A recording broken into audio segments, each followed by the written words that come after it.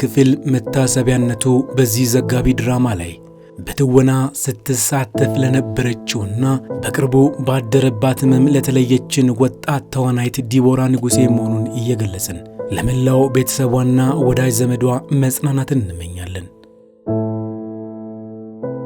ቢሉላ ፊልም ፕሮዳክሽን ሀገር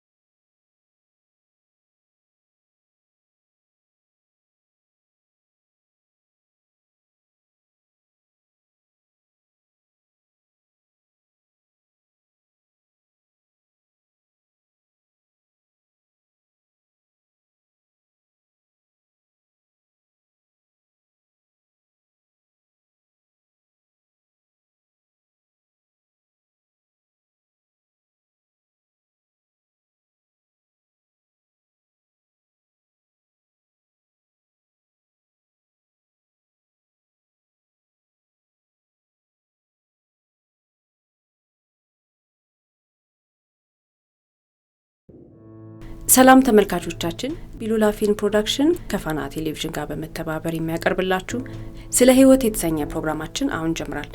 በዛሬ ፕሮግራማችን ዘላችሁ የቀረብነው ከኢትዮጵያ ፌደራል ፖሊስ ወንጀል ምርመራ ቢሮ ያገኘነውን ፍርድ የተሰጠበትን እውነተኛ የወንጀል ታሪክ መነሻ በማድረግ እኔ ብስራት ገመቹና ሲሳይ ተስፋዬ አብረን በመሆን ይህንን ፕሮግራም ይዘንላችሁ ቀርበናል። ፕሮግራማችንን እንድትከታተሉ እንጋብዛለን። አብራችሁን ቆዩ። የተለያዩ ሀገራት ምሁራን በየተሰማሩበት መስክ ሌሎች ብዙዎችን በማፍራትና ዘመን አይሽሬ አሻራዎችን በማበረከት ስማቸው ከመቃብር በላይ ለማዋል ይታገላሉ።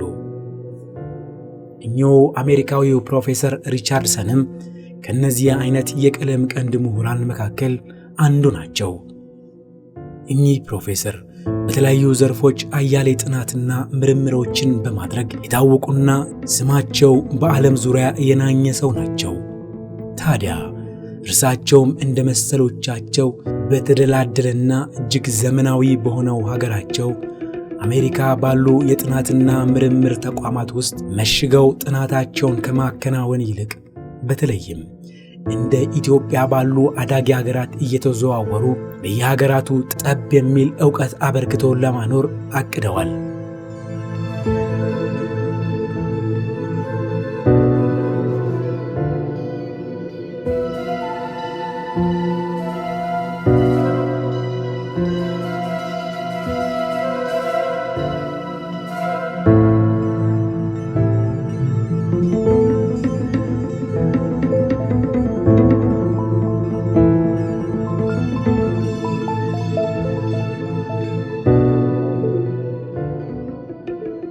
እቅዳቸውም እቅድ ብቻ አልነበረም።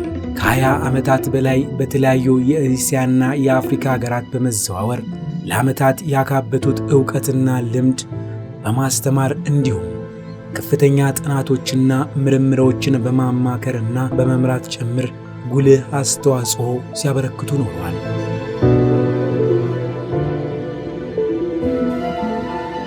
እሳቸው በሙያቸው የመጡትን ከፍተኛ አዎንታዊ ተጽዕኖና ለውጥ የታዘቡ የአዳጊ ሀገራት መሪዎች ታዲያ ወደ ሀገራቸው እንዲመጡ ከሚመኟቸውና ከሚወተውቷቸው ጥቂት ዓለም አቀፍ ምሁራን መካከል ፕሮፌሰር ሪቻርድሰን ይጠቀሳሉ።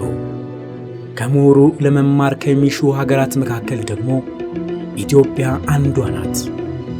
ጊዜውና ዕድሉ ደርሶን እኚህ ብርቱ ምሁር ወደ ሀገራችን መጡ።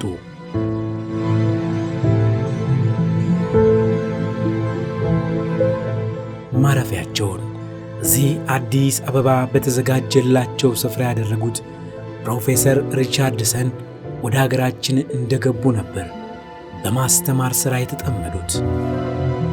እኚህ ፕሮፌሰር በጣም በሙያቸው የተመሰገኑ አሜሪካዊ ፕሮፌሰር ናቸው። በሀገራቸው ትልቅ የምርምር ተቋም አላቸው። ይሄ የምርምር ተቋም እንግዲህ ጥሩ የሆኑ ስራዎችን ሲሰራና እጅግ በጣም ትርፋማ ሆኖ ነው የኖረው። ከዚህም በተጨማሪ ደግሞ እኚህ ፕሮፌሰር በሄዱበት ሀገር ሁሉ ክፍያ አይከፈላቸውም፣ በነፃ ነው የሚያገለግሉት። ያው ወጣቶችን ለማስተማር ካላቸው ፍላጎትና እውቀታቸውን ለማካፈል ከመፈለጋ ተነስተው በጎ አድራጎት ስራ ነው የሚሰሩት። ስለዚህ በኢትዮጵያ መንግስት አማካኝነት ጥሪ ተደርጎላቸው ከአንዱ የአፍሪካ ሀገራት መካከል ኢትዮጵያ አንዷ ስለሆነች ወደ ሀገራችን መጥተው እውቀታቸውን ለዓመታት ሲያካፍሉ የኖሩ ፕሮፌሰር ናቸው ያለምንም ክፍያ። ወደ አዲስ አበባ ሲመጡም ሆነ ከዚያ ቀደም ሩብ ምዕተ ዓመታት ለሚጠጋ ጊዜ በየሀገሩ ሲዞሩ ባለቤታቸው ወይዘሮ ናታሊ ካጠገባቸው ተለይታ አታውቅም። ጥንዶቹ ሀገሩን ለመለማመድ ጊዜ አልወሰደባቸውም። ስራቸውን እየሰሩ ኑሯቸውን መክፋት ቀጠሉ። ትምህርት ሰዎችን እንደሚለውጥ ከማመናቸው የተነሳ በእያንዳንዱ ባገኙት አጋጣሚ ሰዎች እንዲማሩ ከማበረታታት ወደ ኋላ አይሉም ነበር። ግል ህይወታቸውም ጋር ራሱ አነጻጽረች ስታዩ በግል ህይወታቸውም ይሁን በየትኛውም የህይወታቸው አካባቢ ትምህርትን በደንብ በትልቁ ትኩረት አድርገው የሚንቀሳቀሱ ሰው ናቸውና ህይወታቸውን በሙሉ ለሙያቸው አሳልፈው የሰጡ ሰው ናቸው። በየሄዱበት ሀገር በሚኖሩበት ጊዜ ለ5ም ለ10ም ለተለያዩ ዓመታት አገልግሎት በሚሰጡበት ጊዜ አብረዋቸው የሚሰሩ በቤታቸው ራሱ የሚቀጠሩ ሰዎችን በማስተማር እንዲለወጡ እያደረጉ ነው የቆዩት እስከዛሬ ድረስ። ሲመጡ ቤት ውስጥ ሰራተኞች በጥበቃም ሊሆን ይችላል በተለያየ ሙያ ወደ ቤታቸው መጥተው ሊቀጠሩ ሲሉ መጀመሪያ የሚጠይቁት ጥያቄ መማር ትፈልጋለህ ወይ? ይህንን ከጠየቁ በኋላ ደግሞ ቤት ውስጥ ገብተው ሰራተኞቹ ከገቡ በኋላ ያስተምሯቸዋል። የመጀመሪያ ዲግሪያቸውን ያገኙአሉ ከእሳቸው ጋር እየሰሩ እሳቸው ቤት እየሰሩ ሁለተኛ ዲግሪያቸውን ያገኙ ተማሪዎች አሏቸውና በደንብ ህይወታቸው በሙሉ በሙያቸውና በትምህርት ዙሪያ የታጠረ ባለሙያ ናቸው ማለት ነው። ነገር ግን ሁሉ ሰላም ይምሰል እንጂ ቤታቸው ላይ አንዳች ልብ ያልተባለ አደገኛ ችግር እያንዣበበ ነው። ፕሮፌሰሩ ታዲያ ይህን የተረዱ አይመስሉም።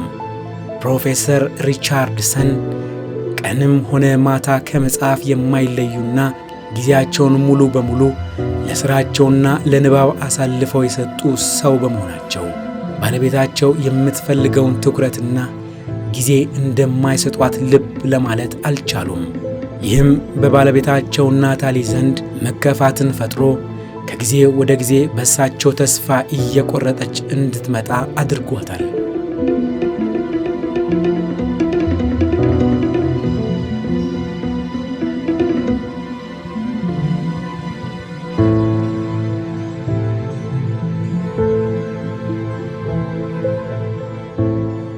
ፕሮፌሰሩ ልብ ያላሉት ይህ ጉዳይ ወይዘሮ ናታሊን በሕይወቷ ደስታ እንድታጣና በራሷ መንገድ ደስታና የሕይወትን እርካታ ለመሻት እንድትገደድ አደረጋት። በፕሮፌሰሩና በባለቤታቸው መካከል ያለው የልቦና ክፍተትም በዚሁ ልብ ያልተባለ ጉዳይ የተነሳ እየሰፋ መጣ።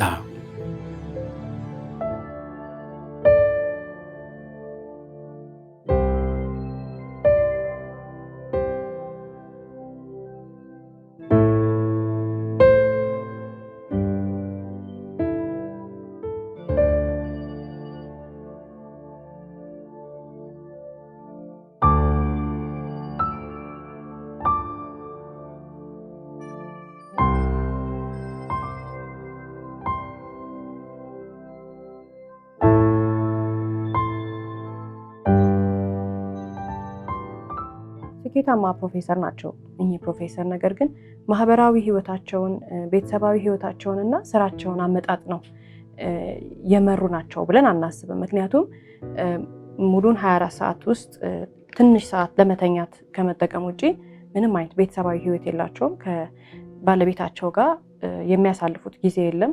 እንዲሁም ልጆቻቸውንም ሲያሳድጉ ረጅም ኃላፊነት ወስዳ ቤት ውስጥ ልጆቹን ያሳደገችውም ያው ባለቤታቸው ናት። እሳቸው ሙሉ አተክሮታቸው ስራቸውና ትምህርታቸው ላይ ሆኖ ነው የኖሩትና ትንሽ ይሄንን ነገር የማመጣጠን ችግር ስለነበረባቸው ባለቤታቸው በኖረችበት የትዳር ዘመኗ ሁሉ በጣም በብቸኝነት ትቸገር ነበር። ይህ ችግር እንዲቀረፍና የባለቤቷን ትኩረት መልሳ ለማግኘት ብዙ የደከመችው ወይዘሮ ናታሊ ልፋቷ ሊሳካላት አልቻለም።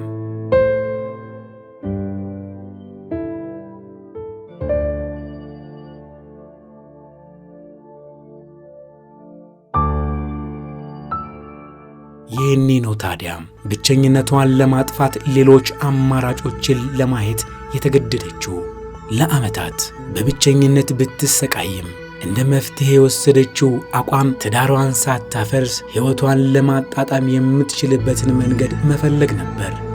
ይህኔም መፍትሄ የሆነኝ ብላ የወሰደችው ውሳኔና የወሰደችው ቀላል የሚመስል እርምጃ የእሷን የባለቤቷንና በቤታቸው የሚኖሩትን ሰዎች ሕይወት እስከ ዘላለም የሚቀይር ጣጣ ይዞባት እንደሚመጣ አልታያትም።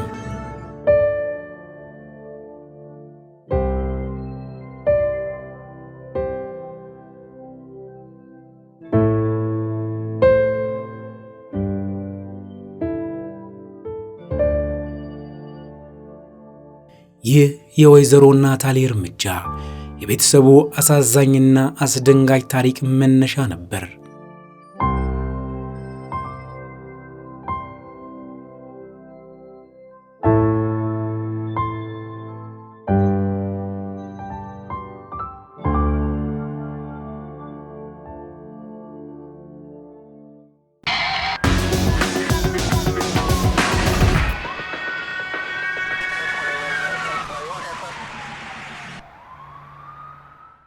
የዚህ ፕሮግራም የክብር ስፖንሰር አዋሽ ባንክ አክሲዮን ማህበር።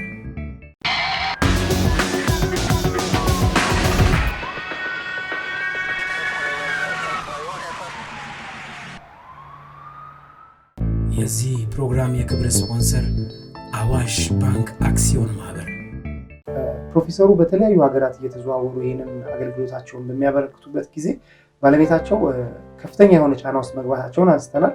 ከሱ ጋር ተያይዞ ወደ ኢትዮጵያ ሲመጡ ግን እንዳልሽው የኢትዮጵያ ባህል በአብዛኛው ማህበራዊና ቤተሰባዊ ግንኙነቱ የጠነከረ ነው። አንዳንዴም አልፎ የግልን ሕይወት ይጫናል የሚል ሐሳብ የሚያነሱ ሰዎች አሉ እና በጣም በስፋት ያየችውና የተደነቀችበት የተደሰተችበት ነገር ቢኖር ሰራተኞቹ ግቢ ውስጥ ያሉት ሰዎች በሙሉ እንደ ቤተሰብ ነው ጆሮ የሚሰጧት፣ እንደ ቤተሰብ ነው ትኩረት የሚሰጧት። በተጨማሪ ኢትዮጵያ ውስጥ ስትኖር እንግዲህ በሌላው አገር የማታገኘው ነገር ምንድነው? የትም ቦታ ላይ ቢሆኑ ማለትም ቤት ውስጥ የሚረዳቸው ሰራተኛ ሊሆን ይችላል፣ ጥበቃ ሊሆን ይችላል፣ ሹፌር ሊሆን ይችላል። በሌላው ዓለም ቢኖርም ግን ቤት ውስጥ የመኖር አብሮ ጊዜ የማሳለፍ ነገር የለም። ስለዚህ ወደ ኢትዮጵያ ስትመጣ ቤት ውስጥ የሚረዳት ሰራተኛ ሲቀጠር እንዲሁም ደግሞ ጥበቃ ሲቀጠር ቅርብ የሆነ ግንኙነት ነበረ የጀመረችው። ምክንያቱም ብቸኝነቷ ከነሱ ጋር ጓደኛ እንድትሆን፣ ቤተሰብ እንድትሆን፣ እንደ ልጆቿ እንድታያቸው አድርጓት ነበር። የናታሊና የታምራት ቀረቤታ ድንበሩን አልፎ ወዳልተገባ ግንኙነት ተሻገረ። አሁንም ቢሆን ግን የታምራት አይናፋርነትና ካሁን ባለውለታዬ የሆኑት ፕሮፌሰር ይህን ጉዳይ ያውቁብኝ ይሆን የሚል ስጋት ከታምራት ጋር እንደ ልቧ እንድትዝናና አላደረጋትም። ዳሩ ግን ከባለቤቷ ያጣችውን ፍቅር፣ ትኩረትና እንክብካቤ ከቤቷ ጠባቂ ለማግኘት ከመታተር አልቦዘነችም። ታምራትም ቢሆን አላሳፈራትም።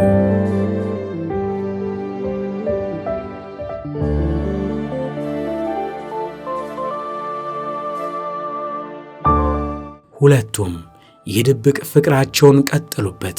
ምንም እንኳን ያስተማሩትንና ገና ወደ ሀገር አሜሪካ ወስደው 3ኛ ዲግሪውን እንዲሰራ ለማድረግ ቃል የገቡለትን የፕሮፌሰሩን ውለታ እያሰበ ከገዛ ባለቤታቸው ጋር መባለጉ ቢከብደውም በተደጋጋሚ እየተገናኙ ሲሄዱ ሁሉን ነገር ረስቶ ናታሊን የገዛ ሚስቱን ያክል አድርጎ መመልከት ጀምሯል።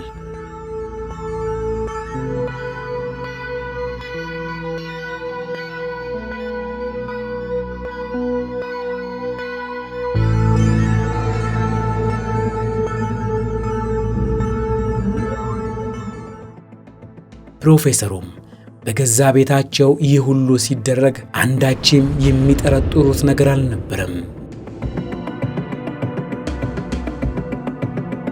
በቤት ውስጥ በሥራ የምትረዳቸው አይናለምን ብትሆን በሁለቱ መካከል ስላለው ግንኙነት ብታውቅም ታምራትን ከማስጠንቀቅ በቀር ማድረግ የምትችለው ምንም ነገር እንደሌለ በማመን ዝምታን መርጣ ቆየች።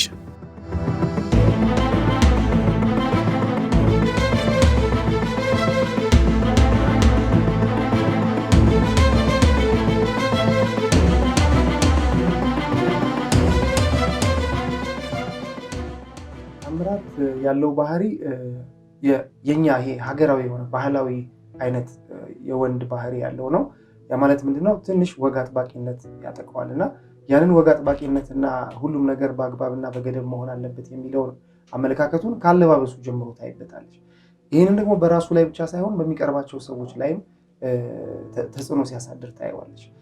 ታምራትና የፕሮፌሰሩ ባለቤት ደግሞ አሁን ድብቅ ቢሆንም ግንኙነት መስርተዋል። ግንኙነታቸው እያደገ ስለመጣ ደግሞ ቅርርባቸው እየጨመረ በመጣ ቁጥር እሱ የኔ ናት የሚል አይነት ስሜት በውስጡ አድሯል። ያ ስሜት ደግሞ ይህንን ባህሪውን እሷም ላይ እንዲያንጸባርቅ እያስገድደው ነው። ምንድነው? እሷ ስትለብስ ካለባበሷ ጀምሮ የፈለገችውን እንድትለብስ ብዙ አይፈልግም። እያንዳንዱ አለባበሷ ላይ ያለውን ምላሽ በአይኑ በሁኔታው ቃል አውጥቶ አይቆጣ እንጂ በሁኔታው ይቆጣጠራት ነበርና ያንን ነገር ማድረጉን ደግሞ ያው እሷ ደግሞ አስተዳደጓም አኗኗሯም ነፃ ሆና ነው በመጀመሪያ ራሷ የተሰማትን ነገር ነው ትክክል ነው ብላ የምታደርገው። ያንን ነገር ትንሽ መሀላቸው ላይ አለመግባባት ይፈጥር ነበር። ነገር ግን እሷ ያንን አይኑን አይታ ትረዳና ራሷን ደግሞ እሱ ከማይፈልገውም ነገር ትቆጥብ ነበር። ብዙም ያው ካጠገቧም ሌላ ሰው ስለሌለ ከሱም ሸሽታ የምትሄድበት ሰው ስላልነበረ የሱንም ፍላጎት ለማሟላት ትፈልጋለች። ነገር ግን የራሷንም ፍላጎት ደግሞ አትተናል። ታምራትና ወይዘሮ ናታሊም መቅበጣቸውን ቀጥለውበታል።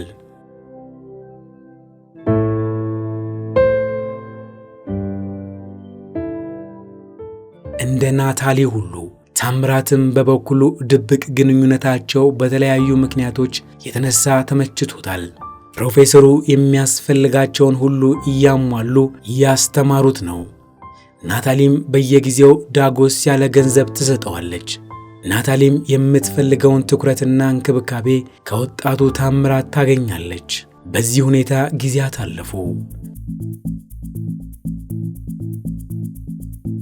በመሃል ግን ሌላ ያልተጠበቀ ሁለተኛ አጋጣሚ ተከሰተ። ይህ አጋጣሚም የቤተሰቡን ሁኔታ ሙሉ በሙሉ ወዳልታሰበ አቅጣጫ የሚቀይር ክስተት ነበር። ክስተቱም ሳሚ የተባለው ወጣት ወደ ፕሮፌሰሩ ቤት መምጣት ነበር። ለመሆኑ ሳሚ ማን ነው? ወይዘሮ ናታሊ ዘወትር ማሽከርከር እየደከማት ስለሆነና ታምራት መንጃ ፍቃድ ስለሌለው ብቃት ያለው አሽከርካሪ ለመቅጠር አሰበች። ይህኔ ነው ሳሚ ለስራው ብቃትና ልምድ ያለው አሽከርካሪ በመሆኑ በአሽከርካሪነት ተቀጥሮ ወደ ቤተሰቡ የተቀላቀለው።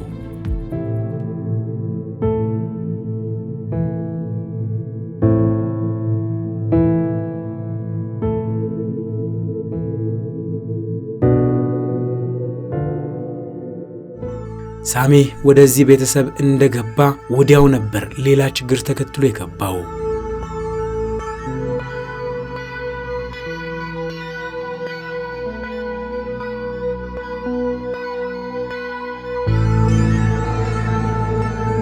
ሳሚና ናታሊ በተደጋጋሚ ወደ ውጭ የሚወጡባቸውና አብረው የሚያሳልፏቸው አጋጣሚዎች ሰፊ ስለሆኑ ቅርርባቸው ከዕለት ወደ ዕለት እያደገ መጣ። ናታሊም ፍጹም ነፃነቷን የሚሰጣትና በሙሉ ትኩረት ሐሳቧን የሚያጋራት ሌላ ሰው ስላገኘች ወደ ሳሚ እየተሳበች መጣች። በዚህ ሁኔታ ሳሚ የናታሊን ቀልብ ለመሳብና ለመማረክ ጊዜ አልፈጀበትም።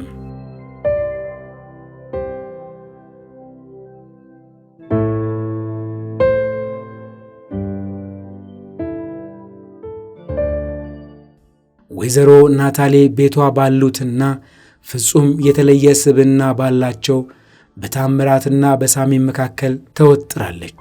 ናታሊን በሁለት አቅጣጫ የወጠራትና ሌላኛውን ከባዱ የቤተሰቡ ችግር መነሻ የሆነውም ይኸው ከታምራትና ከሳሚ ስብዕና ጋር የተያያዘው ቀረቤታዋ ነበር።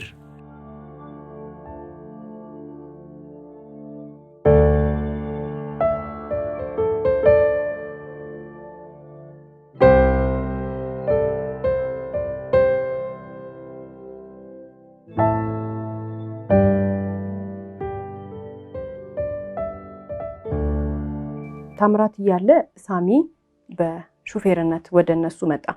ወደዛ ቤተሰብ መጣ። ወደዛ ቤተሰብ የመጣበት ምክንያት ታምራት ለፒኤችዲ ለመማር ፕሮፌሰሩ ወደ አውሮፓ ሊልኩት ስለሆነ ነው ከወራቶች በኋላ ወደ አውሮፓ ይሄዳልና እስከዛው ድረስ አዲስ ሹፌር ይምጣ ጥበቃ ደግሞ ቀስ ብሎ ይመጣል ተባብለው ተስማምተው ነው የመጣው። ነገር ግን ልክ ሳሚ እንደመጣ ያው የባለቤታቸው የሚስታቸው ሐሳብ ወደ ሳሚ ሄደ ወይንም ደግሞ አዲስ ነገር ጀመረች ከሱ ጋር። የሳሚ ደግሞ ከታምራት ለየት የሚያደርገው ነገር እንዳነሳው ታምራት ወግ አጥባቂ ነው። ሳሚ ግን ታዳጊዎች የሚያዘወትሩትን አይነት ልብስ ለራሱ የሚለብስ ወጣት ነው። ሌላው የዚህ ዘመን ልጅ ነው፣ ለዘመኑ ልጅ በጣም ቅርብ ነው። ስለዚህ እሷንም ቢሆን እንድትለብስ የሚያደርጋት ነገር ታዳጊዎች የሚያደርጉት አይነት አለባበስ ወይንም ምንም አይነት የባህል ተጽዕኖ የሌለበት በእኛ ነውር ነው የምንላቸውን አይነት አለባበሶች ሳይሆን ወጣ ያሉ አለባበሶችን ጭምር እንድትለብስ ይፈቅድላታል፣ ያዝናናታል፣ ያጫውታታል። ጨዋታ ያውቃል ልጁ፣ በጣም ተጫዋች ነው። በየትኛውም ርዕስ ላይ መነጋገር የሚችል ወጣት ነው። ለሷ ይሄ በጣም ከታምራት የበለጠ ወደሱ እንድታደላ ያደረጋት አንድ ነጥብ ነው። አዎ፣ በተቃራኒው ደግሞ ታምራትን ስትመለከች እዚህ ጋር ታምራት በጣም ቁጥብ ነው። ራሱም ቁጥብ ሆኖ ደግሞ ሌላውም ሰው ብዙ አግባብ አይደሉም ከስርዓት ያፈነገጡ ናቸው የሚላቸው ጨዋታዎች አሉ። ለአብዛኛው ሰው መደበኛ ኖርማል የሆኑ ጨዋታዎች ራሱ ለሱ ከባህል ከወግ ከስነ ስርዓት ያፈነገጡ ናቸው። እንደዛ አይነት አስተሳሰብ አለውና ያ ነገር አስሯት የነበረ ሁኔታ ነው። ልክ አሁን ሳሚን ስታገኘው እሷ በቃ የልቧን ነው የምትጫወተው፣ ምንም አይገድባትም ወይ ስሜቱ አይቀየርም፣ ገጽታው አይቀየርም። እሱም ደግሞ በደንብ የተሰማውን ቀጥታ ነው የሚናገረው። ይሄ በነፃነት የሚያምን አይነት ሰው አገኘው ብላ ነው ያሰበችው።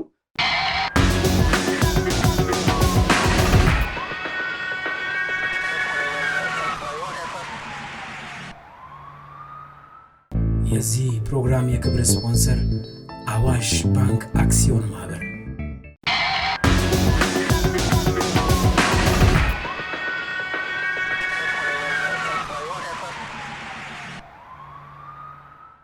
የዚህ ፕሮግራም የክብር ስፖንሰር አዋሽ ባንክ አክሲዮን ማህበር። ወይዘሮ ናታሊና ሳሚ እጅግ ወደ ለየለት የፍቅረኛሞች ግንኙነት ሲገቡም ወይዘሮ ናታሊ የቀድሞ ድብቅ ፍቅረኛዋ ታምራትም ሆነ የ10 ዓመታት ባለቤቷ ፕሮፌሰር ሪቻርድሰንም ከነመፈጠራቸው እየረሳቻቸው መጣች።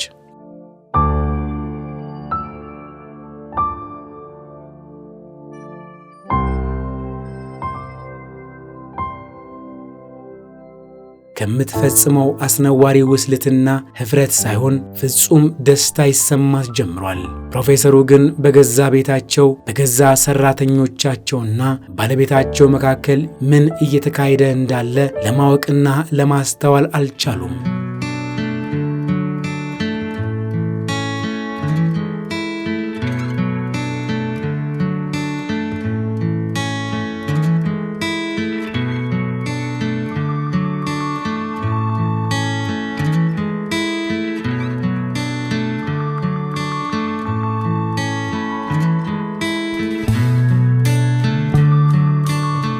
ከቅርብ ጊዜ ወዲህ በናታሊ ጀርባ የተሰጠው ታምራት በጥርጣሬና በቅናት ተውጦ ሁሉን ነገር ወደ ኋላ መከታተል ከጀመረ ውሎ አድሯል።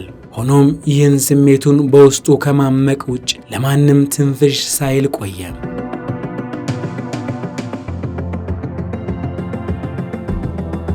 የኋላ ኋላ ግን አላስችል ቢለው ለባልደረባው አይናለም ቢተነፍስም አይናለም ድሮም ቢሆን ናታሊ የሱ እንዳልነበረችና አሁንም ምንም የሚያስቆጭ ነገር እንደሌለ በማንሳት ለመምከር ከመሞከር ውጭ ምንም ለማድረግ አልቻለችም።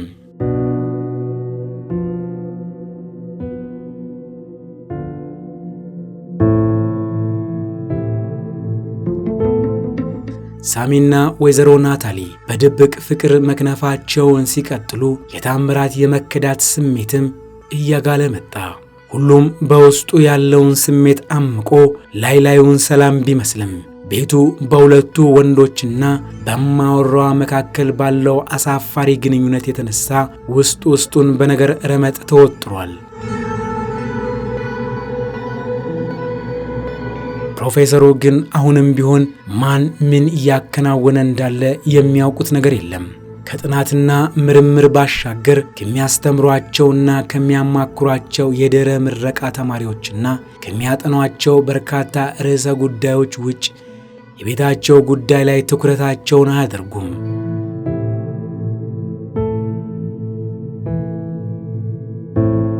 እርሳቸውም ለዓመታት አርቀው በማሰብ ሀገር ለማቅናት ሲታትሩ ጎጆአቸውን የሚያፈርስ አስነዋሪ ድርጊት አፍንጫቸው ስር እየተከናወነ መሆኑን ፈጽሞ አልገባቸውም።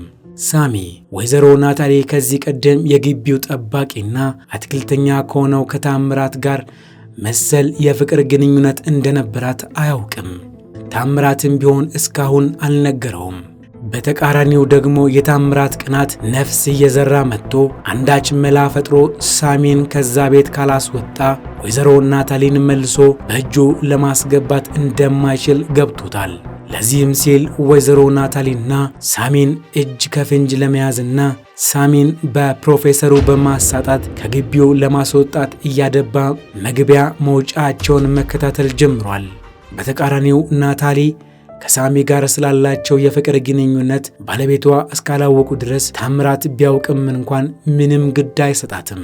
ነገር ግን በሳሚ ጎትኳችነት ስለ ፍቅራቸው ታምራት እንዳያውቅ ከሳሚ ጋር ያላቸውን ግንኙነት በስውር አድርጋው ቆይታለች። የታምራትና ናታሊን አድፍጦ በመከታተል እጅ ከፍንጅ የመያዝ ጥረት ሳይሳካለት ይባስ ራሱ ላይ እፍረት የጨመረ ክስተት ተፈጠረ። ሁለቱንም እጅ ከፍንጅ ያስኩበት ብሎ ባሰበበት ቅጽበት ያላሰበውን ቅሌት ተከናንቦ ወይዘሮ ናታሊ በቁጣ ከዚህ በኋላ እሷንም ሆነ ሳሚን መከታተሉን ባያቆምና እንዲያ ያለ ነገር ቢያደርግ ከቤት እንደምታባረረው አስጠነቀቀችው። በአንጻሩ ይህ ክስተት ለሳሚና ናታሊ ፍጹም ነፃነትን ያጎናጸፋቸው ክስተት ነበር። ይባስ ብለው እነ ሳሚ እየተሳከሩ ማምሸትና መግባት ጀመሩ።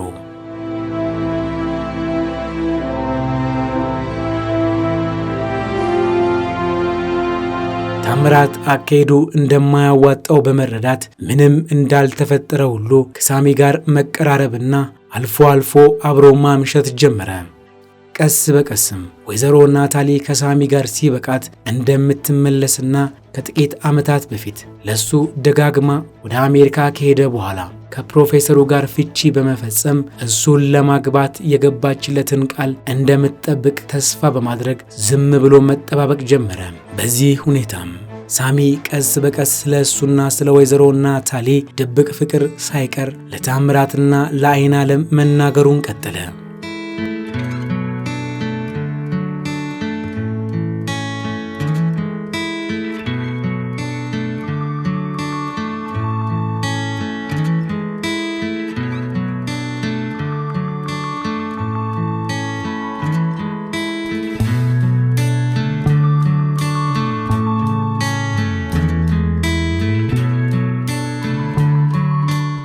በዚህ ሁኔታ ጥቂት ወራት አልፈው ለታምራትና ለሳሚ ያንዳቸው ፀሐይ ስትቀዘቅዝ የሌላቸው ፀሐይ የምትወጣበት አንዲት ምሽት መጣች።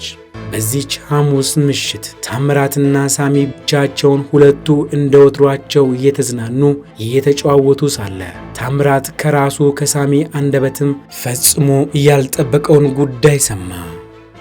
በጊዜው የሳሚ ደስታ ከወትሮው ላቅ ያለ ነበርና ታምራት ከጨዋታቸው መሃል ሳሚን እንደዚያ ያስደሰተው ነገር ምን እንደሆነ ጠየቀው።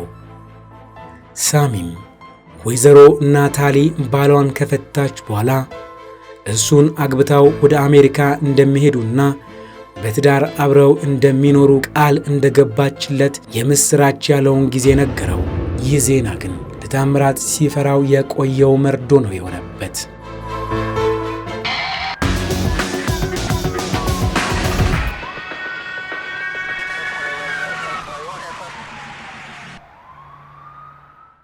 የዚህ ፕሮግራም የክብር ስፖንሰር አዋሽ ባንክ አክሲዮን ማህበር።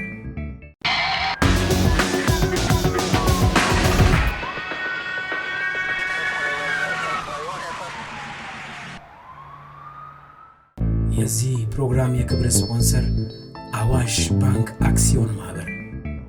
አሁን ታምራት ሁሉም ነገር ከቁጥጥሩ ውጭ ሆኗል። በንዴት ተውጦ እየዛተ ከዚህ ቀደም ከናታሊ ጋር ስለነበረው የፍቅር ግንኙነትና አሁንም ቢሆን ናታሊ የሱ ብቻ እንደሆነች በማስታወስ ሳሚ ከናታሊ ጋር የመጋባት ህልሙን በጭራሽ እንዳያስበው ያስጠነቅቀው ጀመር። ሳሚም የታምራት ዛሬ በድንገት ተነስቶ የናታሊ ፍቅረኛዋ ነኝ ማለቱ የቅናት እንደሆነ በማሰብ በንዴት መጮህና በኃይለ ቃል መናገር ጀመረ። ሁለቱም መጯጯህና አንዳቸው በሌላቸው ላይ መዛታቸውን ቀጠሉ። ታምራት ፈረንጇ የኔ ናት የማንም አይደለችም ሲል፣ ሳሚ ደግሞ ሲጀመር ያንተ አልነበረችም ወደፊትም ያንተ አትሆንም በሚል ወደ ተካረረ ንትርክና ጸብ ገቡ። ሁለቱም አንዳቸው በአንዳቸው ላይ ከመዛታቸው በተጨማሪ ታምራትና ናታሊ ቀድሞ ግንኙነት እንደነበራቸው የሰማው ሳሚም ቢሆን ከፍተኛ የመከዳት ስሜት በውስጡ በመጫሩ እንደተጫወተችበት በማሰብ ናታሊ ላይም ጭምር ጥርሱን መንከሱን አልቀረም።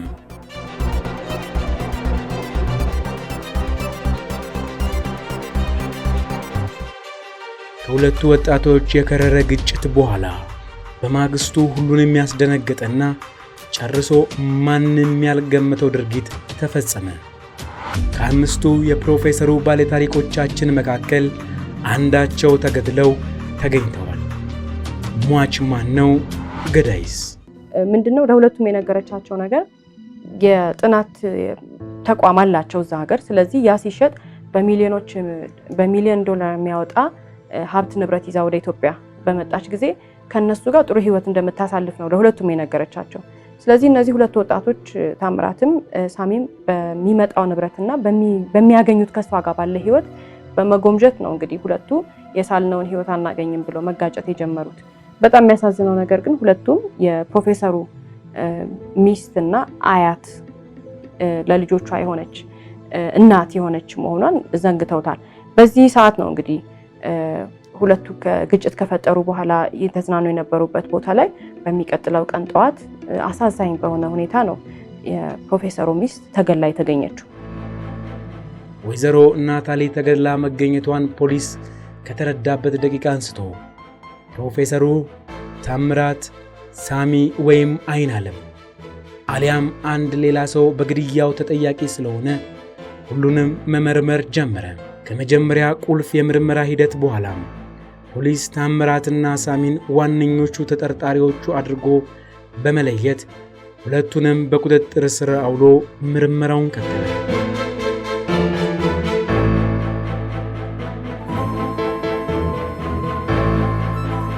የፖሊሶችን ጥልቅና ረቂቅ ምርመራ ስልት የጠየቀው ከባድ የምርመራ ሂደት ቀጥሎ ሁለቱንም ተጠርጣሪዎች አሳማኝ የሚመስሉ መከራከሪያዎችን በማንሳት አንዳቸው ሌላቸው ላይ ጣታቸውን እየቀሰሩ ቆዩ።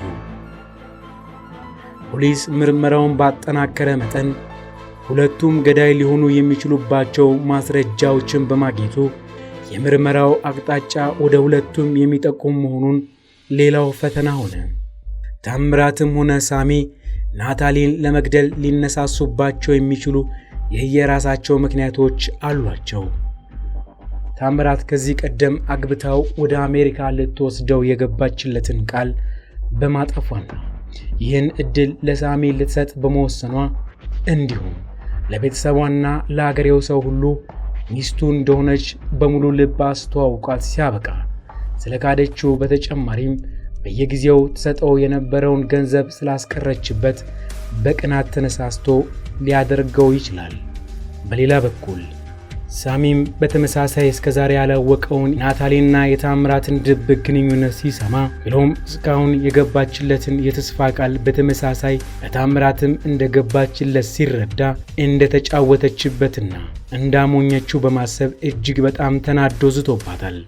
እርሱም በዚህ የተነሳ ናታሊን ተበቅሎ ገድሏት ሊሆን ይችላል። ይህን ጥያቄ የሚመልሰው ደግሞ የፖሊስ ምርመራ ነው። ነገር ግን ተጠርጣሪዎቹ አሁንም ምርመራውን ሲያደርግ አንዳቸው ሌላቸው ላይ ጣታቸውን መቀሰራቸውን ቀጠሉ እንጂ በጭራሽ ሊያምኑ አልቻሉም። ይህንም ፖሊስ በራሱ የረቀቀ መንገድ ተጨማሪ የላብራቶሪ ግብዓቶችን ያካተተ ዘመናዊ ቴክኒኮችና ቁልፍ ፖሊሳዊ ምርመራ ስልቶችን በመተግበር ምርመራውን አጥብቆ ቀጠለ።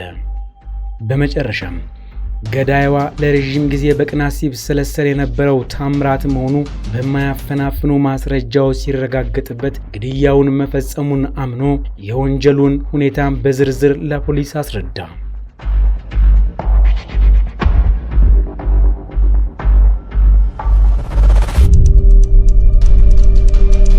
በዕለቱ ታምራት ፕሮፌሰሩ እንደተለመደው በሌሊት ወደ ሥራ መሄዳቸውን አይናለምና ሳሚን በየክፍሎቻቸው መተኛታቸውን አረጋግጦና አድፍጦ ወደ ናታሊ መኝታ ክፍል ገባ። በዚህ ጊዜ ናታሊ ተኝታ ነበር።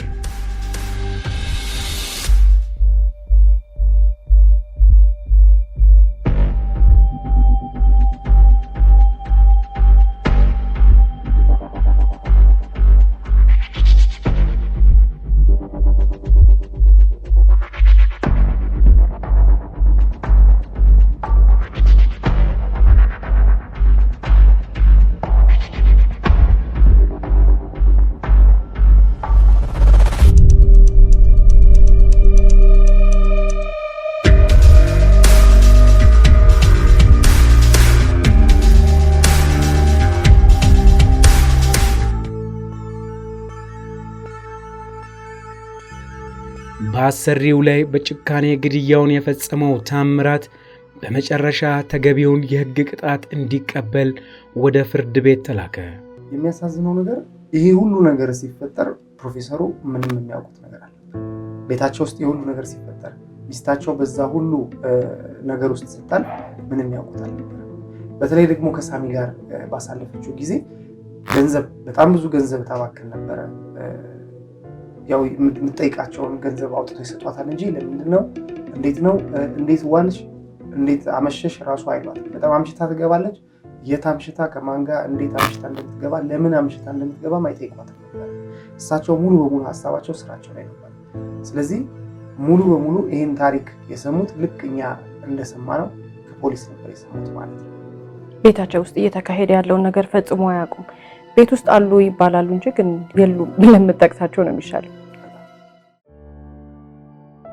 ለዓመታት በትጋት ዕውቀታቸውን ሳይሰስቱ ለሕዝብና ለሀገር ጥቅም ሲለፉ የነበሩት ታላቅ ሊቅ በዚሁ የተነሳ ባለቤታቸውን በማጣታቸው ከፍተኛ ሐዘን ዋጣቸው። ከመሬት ባነሷቸውና ባጎረሷቸው ልጆች እጃቸውን ተነክሰው ሥራቸውን በትክክል ማከናወን ይቅርና ለአንዲትም ቀን ላለመቆየት ወስነው እያዘኑ ሕልማቸውን ቀብረው ሚስታቸውን በገዛ ሀገሯ መሬት ለማሳረፍ ወደ ሀገራቸው አቀኑ።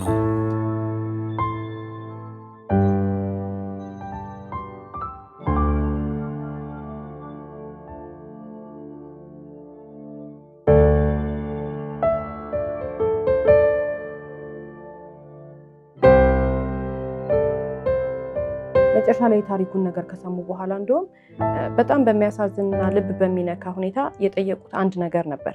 እሱም ቀለበቷን ስጡኝ ነው ያሉት። ከእጇ ላይ አውጥታችሁ ቀለበቱን ስጡኝ ብለው ወደ ሀገራቸው ነው ተመልሰው የሄዱት፣ ስራቸውንም ሁሉንም ነገር ትተው። ከዛ በኋላ ያደረጉት ነገር ደግሞ ያው የኢትዮጵያ መንግስት አስክሬኑ እንዲልክላቸው ነው የተደረገው። ፕሮፌሰሩ ከዛ በኋላ ወደ ኢትዮጵያም አልመጡም፣ ወደ አፍሪካም አልመጡም። እዛው ነው የቀሩት ማለት ነው። በጣም ነው ልባቸው የተሰበረው። በጣም ነበር ልባቸው የተሰበረው። በህይወት እያለች እሷ አውርተዋት ቢሆን ኖሮ፣ በህይወት እያለች ተገቢውን ትኩረት ሰጥተዋት ቢሆን ኖሮ ምናልባት ምንም ማድረግ በማይችሉበት በዚህ ሁኔታ በዚህ በከፋ ደረጃ ልባቸውም አይሰበርም ነበረ። እሳቸውም ደግሞ የሚወዱትን ስራ በሚወዷቸው ሀገሮች እየተዘዋወሩ አገልግሎት መስጠታቸውን ይቀጥሉ ነበር። አሁን ሚስታቸውንም አጡ፣ የሚወዱትንም ስራ ላለመስራት ተገደዱ። ውድ የስለ ሕይወት ቤተሰቦች ወደው የገቡትን ለዘመናት አውቀውና ተቀብለው የኖሩትን የትዳር አጋር ባህሪ በመሸሽ ያልተገባ ምርጫና ውሳኔ መወሰን ፈጽሞ ያልተጠበቀ ፍጻሜን አስከትሎ የባለ ታሪካችንን ወይዘሮ ናታሊ ሕይወት እስከ ማጣት ደርሷል። በሌላ በኩል ለሥራና ለቤተሰብ እንዲሁም ለሌሎች ጉዳዮች ጊዜያችንን በተመጣጠነ አግባብ ማደላደል ቀላል የሚመስሉ ነገር ግን ሕይወታችንን ወደ ገደል የሚመሩ ችግሮች እንዳይፈጠሩ ይረዳልና ሁላችንም ይህንን በማስተዋል ለቤተሰባዊ ግንኙነት ተገቢውን ትኩረት መስጠት አለብን። ፍቅር ሳይኖረው ፍቅርን የሚመስል ሐሰተኛ ግንኙነት ተደላድለው ያከበሯቸውን ግለሰቦች ጎጆ የናዱት ታምራትና ሳሚም ሕሊናንና ክብርን በመሸጥ ለገንዘብና ጊዜያዊ ደስታ ማደርን መምረጥ እጅግ አሳፋሪና አስጸያፊ መሆኑን ያሳዩን ባለታሪኮች ናቸው። እናም ከነዚህ ባለታሪኮችና ከታሪካቸው ጸያፉን በመጸየፍና የነውሩን ነውርነት በመረዳት ለከበረው ባህላዊው እሴትና ለሕሊናችን በመገዛት ሁልጊዜም ራሳችንን እናክብር መልእክታችን ነው። የዚህ ፕሮግራም ዋነኛ ዓላማ ህብረተሰቡ ራሱን ከወንጀልና ወንጀለኞች እንዲጠብቅና ከሌሎች ስህተት እንግዲህ ስለ ዛሬው የኛ ህይወት ላይ ደግሞ ትምህርት ወስደን ያለብን ክፍተት እንድናሟላ የተወሰነ አስተዋጽኦ ያደርጋሉ ብል ነው። ከነዚህ ሁለት የትዳር አጋሮች የምንወስደው ነገር ምንድነው? እንደኔ እምነት እንግዲህ እኚህ ፕሮፌሰር እሳቸው የታያቸው የህይወት ስኬታቸው የሚወዱትን ነገር መስራታቸው ነው። ነገር ግን ትዳር ውስጥ ደግሞ ምንም ቢሆን ለመንፈስ አንድነትም ሴቶች ደግሞ በተለየ መልኩ አቴንሽን እንወዳለን። ስለዚህ ለባለቤታቸው አቴንሽን አለመስጠታቸው ባለቤታቸውን ጋር ሆነው ጊዜ ያለማሳለፋቸው ልጆቻቸውንም ሲያሳድጉ ጭምር የኋላ እንግዲህ ምንም ቢሆን ዋጋ አስከፍሏቸዋል። በጣም በሚያሳዝን ሁኔታ እሳቸው ተጎጂ ሆኗል። ተጎጂ ለሆኑበት ጉዳይ ደግሞ እርግጥ ቀጥተኛ አስተዋጽኦ አድርገዋል ባንልም፣ ነገር ግን እሳቸው ጋር የነበረ ክፍተት ባለቤታቸው ያንን ትልቅ ስህተት እንድትፈጽም መነሻ ምክንያት ሆኗል ማለት ነው። እንደ አንድ መነሻ ምክንያት አብራችሁን ስለቆያችሁ እናመሰግናለን። ከትላንት የሌሎች ስህተት ስለ ዛሬ የኛ ህይወት በቂ የሆነ ትምህርትን በዛሬው ፕሮግራም አግኝተናል ብለን እናምናለን። እንግዲህ እንደተለመደው በአድራሻችን አስተያየቶቻችሁን መላክ እንዳትረሱ እያልን ሳምንት በሌላ አዲስ ታሪክ እንድጠብቁን እንላለን።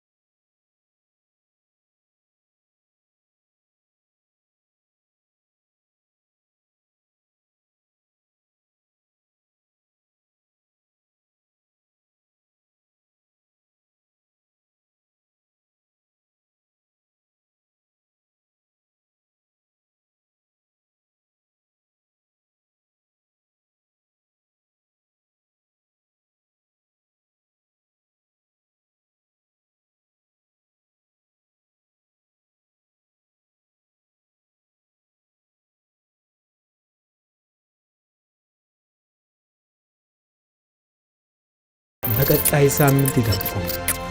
ባዳና ባንዳ